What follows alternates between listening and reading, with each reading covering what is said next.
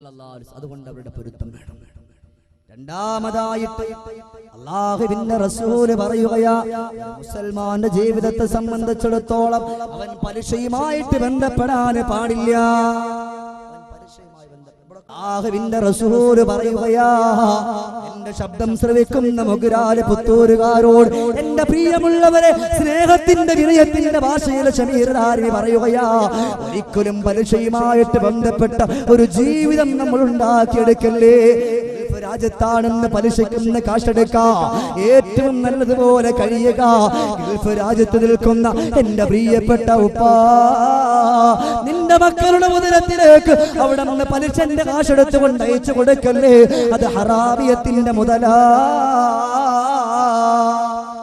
ഏറ്റവും കൂടുതൽ നല്ലതുപോലെ പലിശന്റെ കാശെടുക്കാൻ നമ്മുടെ ഇവിടത്തേക്കാളും സുലഭം ഗൾഫ് രാജ്യങ്ങൾ. അവിടെ നിന്ന് കാശെടുത്തിട്ട് ഇവിടെ നിന്ന് മക്കളുടെ സ്കൂളിന്റെ കാര്യം പറയുമ്പോൾ, ഭാര്യ വസ്ത്രത്തിന്റെ കാര്യം പറയുമ്പോൾ, അവിടെ നമ്മൾ ഒരിക്കലും നമ്മുടെ ജീവന് അല്ലാഹു തആല നല്ലൊരു ആഫിയത്ത് ഇട്ടേക്കുന്നിടത്തോളം കാലം എന്റെ ശബ്ദം ശ്രവിക്കുന്ന ഓരോരുത്തരും മനസ്സിലായിക്കോ, പലിശയുമായിട്ട് ബന്ധപ്പെട്ട ഒരു ഇടപാടും നമുക്ക് വേണ്ട. പലിശയുമായിട്ട് ബന്ധപ്പെട്ട ഒരു ഇടപാട് നമുക്ക് വേണ്ട.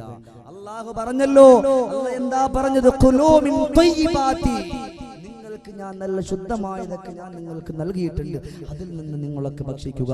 അല്ലാഹു തആല പറയാ, അയ്യുഹല്ലദീന ആമനൂ ഖൂ അൻഫുസകും വഅഹ്ലീകും നാറാ വഖൂദുഹൻ നാസു വൽ ഹിജാറാ ഖൂ അൻഫുസകും, സ്വന്തമായി നിങ്ങൾ സ്വന്തമായി നിങ്ങൾ ഒരിക്കലും ഹറാമിലേക്ക് പോകരുത്. പിന്നെ മാത്രമല്ല വഅഹ്ലീകും, നിങ്ങളുടെ ഭാര്യ, നിങ്ങളുടെ മക്കൾ, ആർക്കൊക്കെ നിങ്ങൾ ചിലവിന് കൊടുക്കുന്നോ അവരെ മുഴുവനും നിങ്ങൾ സൂക്ഷിക്കണം. എന്തിൽ നിന്നാ? അന്നാറാ, നരകത്തിന്റെ പടുകുഴിയിൽ നിന്ന്. പടുകുടിയിൽ നിന്ന്. ശ്രദ്ധിച്ചോ പ്രിയപ്പെട്ടവരെ, അധികമാരെ ഇരുത്തിയൂല. കൃത്യം 2 മണിക്കൂറിനുള്ളിൽ ഇൻഷാ അല്ലാഹ് എന്റെ വാദം ഞാൻ അവസാനിപ്പിക്കും. അതുകൊണ്ട് ശ്രദ്ധിച്ചു കേട്ടോ. അല്ലാഹുവിന്റെ റസൂൽ ഓതി കൊടുത്തുവല്ലോ, ഖൂ അൻഫുസകും വഅഹ്ലീകും നാറാ വഖൂദുഹൻ നാസു വൽ ഹിജാറാ. അതുകൊണ്ട് ഒരിക്കലും മക്കളെ ഹറാമിയത്തിന്റെ കാശ് കൊടുക്കല്ലേ, പലിശന്റെ മുതൽ കൊടുക്കല്ലേ, പിടിച്ചു പറിച്ച മുതൽ കൊടുക്കല്ലേ. കച്ചവടം ചെയ്തിട്ട്, കള്ളക്കച്ചവടം ചെയ്തിട്ട് അതിനകത്തുള്ള കാശ് നിങ്ങളുടെ മക്കളിലേക്ക് നിങ്ങൾ കൊടുക്കല്ലേ. ആ ഭക്ഷണവും ഭക്ഷിച്ചുകൊണ്ട് നിങ്ങളുടെ മക്കൾ, എന്റെ ഉപ്പാക്ക് രോഗം കൊടുക്കല്ലേ, എന്റെ ഉമ്മാക്ക് രോഗം കൊടുക്കല്ലേ, എന്റെ പ്രിയപ്പെട്ട ഉപ്പച്ചാക്ക് രോഗം കൊടുക്കല്ലേ. എന്റെ പ്രിയപ്പെട്ട മക്കൾ, എന്റെ പ്രിയപ്പെട്ടവരെ പൊട്ടിക്കരഞ്ഞുകൊണ്ട് ദുആ ചെയ്താൽ ഒരു ദിവസമല്ല, 2 ദിവസമല്ല, 3 ദിവസമല്ല, ആയിരക്കണക്കാന ദിവസങ്ങൾ അവര് പൊട്ടിക്കരഞ്ഞുകൊണ്ട് ദുആ ചെയ്താലും ഓ പുന്നാര മക്കളുടെ ദുആ അല്ലാഹു സ്വീകരിക്കില്ല. കാരണം എന്താണെന്നറിയോ? നീ കൊണ്ട് കൊടുത്തിട്ടുള്ള, ഗൾഫ് രാജ്യത്തിൽ നയിച്ചു കൊടുത്തിട്ടുള്ള പലിശന്റെ മുതല് നിന്റെ മക്കളുടെ ഉദരത്തിലൂടെ കടന്നു പോകുമ്പോ അത് അല്ലാഹ് ഇഷ്ടമല്ല, അത് റബ്ബിന് ഇഷ്ടമല്ല. ആ രക്തവും വെച്ചുകൊണ്ട് മക്കൾ ദുആ ചെയ്താ എങ്ങനോ പ്രിയപ്പെട്ടവരെ, പ്രിയപ്പെട്ട കബറിൽ കിടക്കുന്ന ഉപ്പച്ചിക്ക് വേണ്ടി ദുആ ചെയ്യുമ്പോ, കബറിൽ കിടക്കുന്ന ഉമ്മച്ചിക്ക് വേണ്ടി ദുആ ചെയ്യുമ്പോ ഓ മക്കളുടെ ദുആ അല്ലാഹു സ്വീകരിക്കില്ല.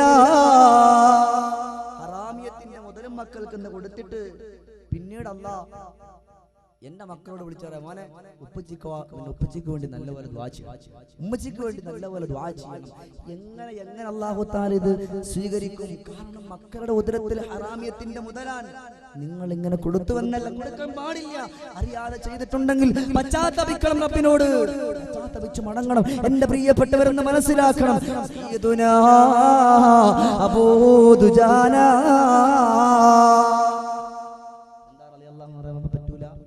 അപ്പുറത്തെ വീട്ടിലുള്ള പിന്നെ അബൂബക്കറുടെ പേരല്ലേ പറഞ്ഞു, ലോകത്തിന്റെ നേതാവിന്റെ പ്രിയപ്പെട്ട സ്വഹാബിയായ സയ്യിദുനാ അബൂ ദുജാന റളിയല്ലാഹു തആല അൻഹു. പാവപ്പെട്ടവനാണ്, നമ്മളെ പോലെ സാധുരു മനുഷ്യനാ. അന്ന് ജോലിക്ക് പോയാൽ അന്ന് കിട്ടുന്ന കാശ് കൊണ്ടാണ് മക്കളുടെ ഉപജീവനം നടത്തുക. ഒരു ദിവസം നബി തങ്ങൾ നോക്കുമ്പോ നമസ്കാരം എഴുന്നേറ്റ് ഓടാൻ.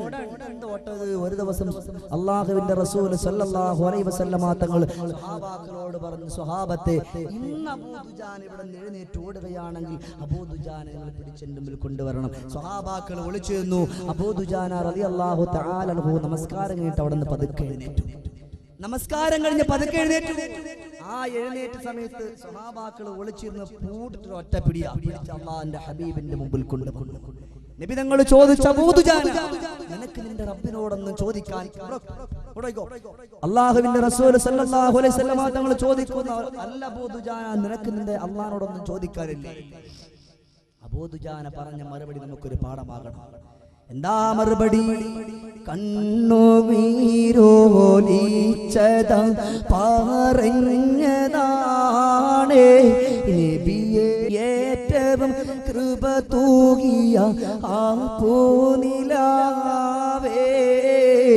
വേദന നിറഞ്ഞതാ കരഞ്ഞു ഞാനേ, ഉടനെ നൊമ്പര പറുദീസയിൽ ആലിഞ്ഞു ഞാനേ. പഠിച്ചോ എന്റെ മുഗ്രാല് പുത്തൂരുകാരെ, പലിശന്റെ മുതൽ നമ്മൾ എടുത്തിട്ടുണ്ടോ? എന്റെ പ്രിയപ്പെട്ട പെങ്ങളെ,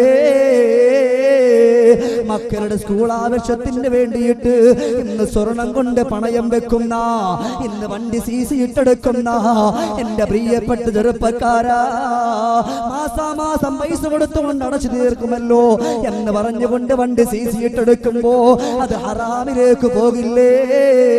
സ്വർണം പണയം വെച്ചിട്ട് അതിന് വേണ്ടിയിട്ട് പലിശ കൊടുക്കുമ്പോ അത് ഹറാമിലേക്ക് പോകില്ലേ? എന്നാൽ പഠിച്ചോ, അബൂ ദുജാന റളിയല്ലാഹു തആല അൻഹു അല്ലാഹുവിന്റെ റസൂലിനോട് പറയുന്നു, യാ റസൂലല്ലാഹ്, എനിക്ക് 2 മക്കളുള്ള കാര്യം നബിയേ താങ്കൾക്കറിയുമല്ലോ നബിയേ. ഒരു ദിവസം ഞാൻ ജോലിക്ക് പോയാ, ഒരു ദിവസം ഞാൻ ജോലി ചെയ്താ, അന്ന് കിട്ടുന്ന കാശ് കൊണ്ടാ എന്റെ പ്രിയപ്പെട്ട മക്കൾക്കും എന്റെ ഭാര്യയ്ക്കും ഞാൻ ചിലവിന് കൊടുക്കുക. 1-2 ദിവസമായിട്ട് എനിക്ക് ജോലിയില്ല നബിയേ, എനിക്ക് തൊഴിലില്ല നബിയേ. അതുകൊണ്ട് എന്റെ ഭാര്യ പട്ടിണിയില്ല, എന്റെ മക്കള് പട്ടിണിയില്ല, എനിക്ക് ജോലിയില്ല. അതുകൊണ്ട് എന്റെ ഭാര്യയും എന്റെ മക്കളൊക്കെ പട്ടിണിയിലാണ്. അതുകൊണ്ട് എന്റെ ഹബീബായ റസൂൽ അവിടെ നിന്ന് മനസ്സിലാക്കണം. മാത്രമല്ല, അപ്പുറത്ത് യഹൂദിയായ ഒരു മനുഷ്യന്റെ വീട്ടിന്റെ അകത്തേക്കുന്ന ഈത്തപ്പന മരത്തിൽ നിന്നും വീഴുന്ന ഈത്തപ്പഴം എന്റെ വീട്ടിലേക്ക് അങ്ങ് തെറിച്ച് വീഴും നബിയേ. രാത്രി കാലത്ത് പട്ടിണി കിടന്നിരുന്ന ഞാൻ എന്റെ പ്രിയപ്പെട്ട ഭാര്യയോട് പറഞ്ഞിട്ടുണ്ട്, പെണ്ണേ, മക്കൾ ആഹാരത്തിന് വേണ്ടിയിട്ട് കരയുമ്പോ, ഭക്ഷണത്തിന് വേണ്ടിയിട്ട് പൊട്ടിക്കരയുമ്പോ എന്റെ പ്രിയപ്പെട്ടവള് അടുപ്പത്ത് മൺകലത്തിൽ വെള്ളം അങ്ങോട്ട് നിറച്ചിട്ട് അതിന് തീ കൊടുത്തിക്കോ. അതിന് തീ കൊടുത്തുമ്പോ നമ്മുടെ മക്കള് വിചാരിക്കുമല്ല, എന്റെ പ്രിയപ്പെട്ട ഉമ്മ നമുക്ക് ആഹാരം പാചകം ചെയ്യുകയാണല്ലോ എന്ന് പറഞ്ഞുകൊണ്ട് എന്റെ മക്കള് പല ദിവസവും ഇരിക്കാറുണ്ട്. ഇങ്ങനെ കാത്തുകാത്തിരുന്നിട്ട് അറിയാതെ ഉറങ്ങിപ്പോകുന്ന പതിവാണ് നബിയേ. ഇനിയും ഞാൻ ഇവിടെ ഇരുന്ന് പോയാ, ഇനിയും ഞാൻ ഇവിടെ നിന്ന് പോയാ എന്റെ പ്രിയപ്പെട്ട വിശന്നുകൊണ്ട് ഉറങ്ങിപ്പോയ എന്റെ പുന്നാര മക്കൾ ഇഴഞ്ഞിഴഞ്ഞ് വീട്ടിന്റെ വെളിയിലേക്ക് ഇറങ്ങും നബിയേ.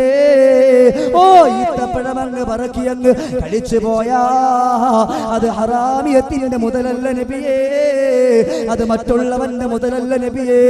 അത് എന്റെ പൊന്നുമക്കളുടെ ഉദരത്തിൽ പോയി കഴിഞ്ഞ എന്റെ റബ്ബിന്റെ മുമ്പിൽ പോയി നിന്നുകൊണ്ട് കൈയും കെട്ടിയിട്ട് ഞാൻ സമാധാനം പറയേണ്ടി വരില്ലേ നബിയേ. അതുകൊണ്ടാണ് ഞാൻ ഇവിടെ ഇരിക്കാതെ, ദിക്റിനിരിക്കാതെ, ദുആക്കിരിക്കാതെ ഞാൻ എഴുന്നേറ്റ് ഓടുന്നു എന്ന് ലോകത്തിന്റെ നായകനോട് സയ്യിദുനാ അബൂ ദുജാന റളിയല്ലാഹു തആല അൻഹു പറഞ്ഞു.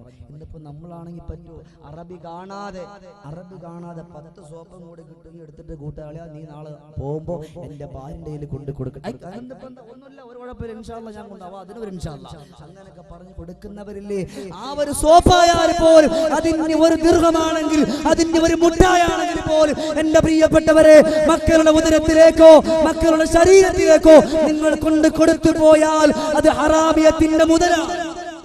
യാതൊരു സംശയമില്ല, അത് ഹറാമിയത്തിന്റെ മുതലാകുന്നതിൽ ഒരു സംശയവും തന്നെയില്ല. അല്ലാഹു നമ്മളെ കാത്തിരക്ഷിക്കുമാറാണ്.